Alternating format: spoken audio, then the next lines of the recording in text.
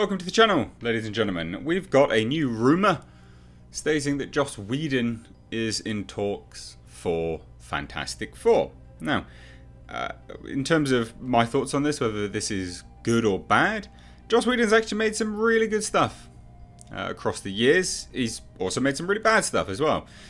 So it's kind of divisive, it's kind of straight down the line. But I wanted to touch on my personal thoughts on this, I guess, with respect to Joss Whedon being called out and how that all happened, and also how he has been removed from public life for some time. Because he's been essentially disappeared. So we'll get into this, right? So this rumour comes to us from John Campea, and he stated a very, again, small thing. It's a rumour. He made it very, very clear it was a rumour. And also it's really important to note that a lot of this stuff is being pushed to the forefront now because there's very little pop culture movie news. So a lot of people are discussing more rumour-based things than they were, or they would have done before. So take this definitely with a bucket load of salt. But Campea shared with his audience a bit of information he received a while ago from an unnamed source, which we talk about unnamed sources. Anonymous sources they are always anonymous. They have to be anonymous. A lot of people, when you say an unnamed source, people go, "Oh, this is absolute nonsense then. Why wouldn't they name themselves?" Don't say dense. But he said he felt it was pertinent at the time because he had no way of confirming it, or it wasn't pertinent, sorry. Now, just for, again, kind of continuity's sake, this original article is linked down below in the description box. Now, the rumour comes after others involving A Quiet Place's John Krasinski have been making the rounds. So a lot of people have been talking about Fantastic Four, which makes sense. A lot of people, I think, were thinking that John Krasinski would star as well as direct, and he would be Mr. Fantastic. So Campea states, "I have not made this a story before because I don't even know how much confidence that I have that this is true." So let's just be really clear about that. But I have been told in the past 2 months that conversations with Joss Whedon regarding the Fantastic Four have occurred. He further stated, again, "I don't know if that was just conversations of, hey, let's talk about this. Do you have any ideas? Hey, what would your take on this be? Casual, or Joss, we're really thinking about having you direct Fantastic Four. Would you even be interested?" Because he's just been doing a lot of smaller stuff. Now that's where we're going to get onto it, right? Because, again, he's been doing a lot of smaller stuff for a good reason. Because he was called out by his ex-wife in 2017. And he hasn't really done anything ever since. Now, I'm not going to say that she was right or wrong. We don't know. But that's why he's been removed from public life. He was essentially called out as a bit of a Me Too moment here. And this is really interesting. I'm going to take a rudimentary look at this, but again, I will leave this one linked down below in the description box. This is his ex-wife calling him out. Now, again, the validity of it, no one can say. No one knows. But it is interesting. And most people will universally agree anyway that male feminists, generally speaking, always have some kind of skeletons in their closet because you don't preach that loud for no reason. So, you know, in terms of what this is, you know, she goes on to say how she met him when he was doing Buffy the Vampire Slayer. Script was adapted and the resulting movie was released. It was painful to see how his vision was interpreted by the production team, and our honeymoon to England in 1995. I urged him to figure out how to turn it into a TV show. So obviously kind of got that ball rolling. And she goes on to say, essentially, he came out and basically said, "When I was running Buffy, I was surrounded by beautiful, needy, aggressive young women.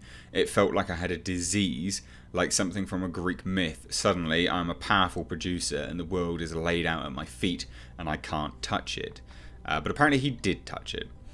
So basically that's the crux of it. And apparently he had multiple affairs and all this kind of stuff, and he essentially groomed people, allegedly. So this is why he's been disappeared from public life, but he has a long-standing relationship with Marvel.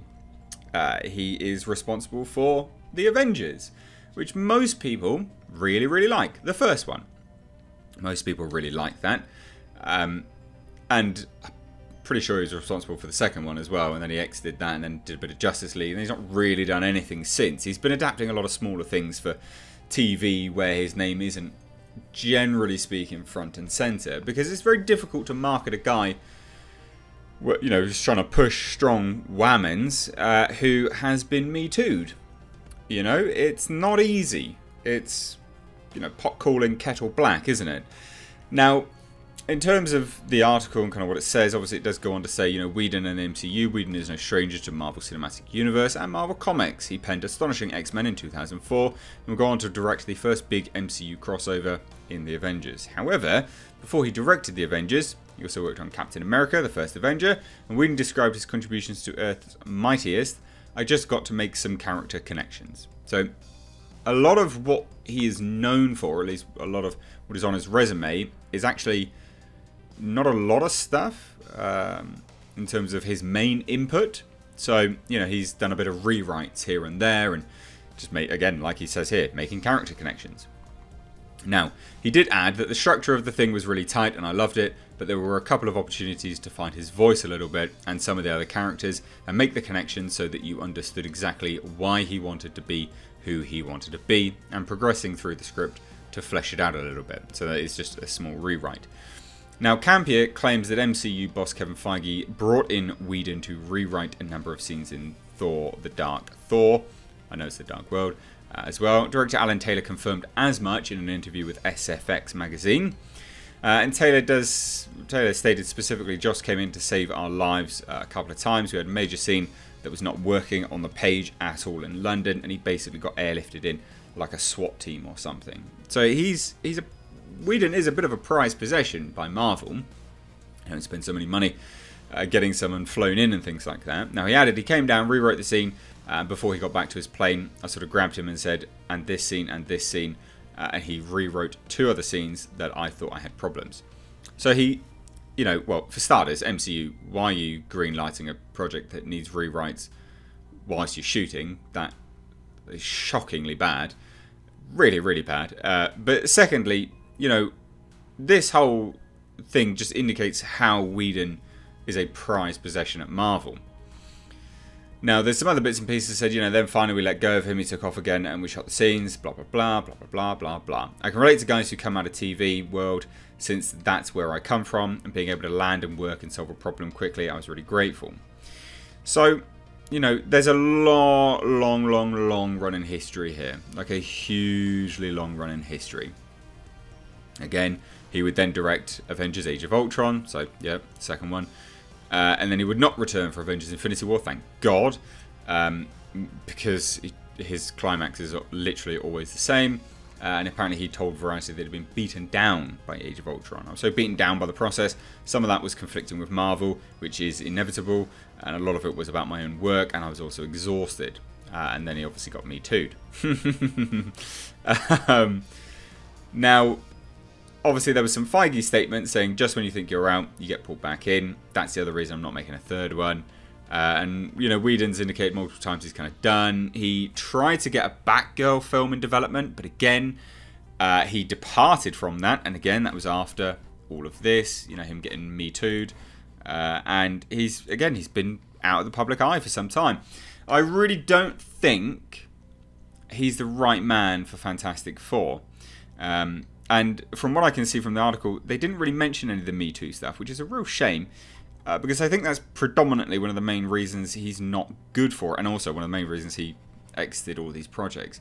You know, Joss Whedon got Me Too'd. At the end of the day, he's been out of the public eye for so long. So long. I think Marvel are probably hedging their bets on people forgetting this, if this is true, and getting, you know, Gnome Boy here back in the fray. But I don't think it's going to go too well, and I just don't think he's the right man for the job. I really don't think he has the chops to pull off this. It's a good family dynamic.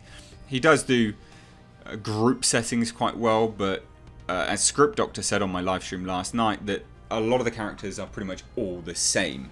They have exactly the same dialogue. You can interchange them for one another, and it doesn't really matter. So he's not the guy for it, personally. But what do you guys think? Let me know down below in the comments section. If you are new here, hit subscribe stay up to date on the world of pop culture, movie news, and see some takes such as this. Anyway, guys, thanks so much for watching. I've Mr. H. Take care.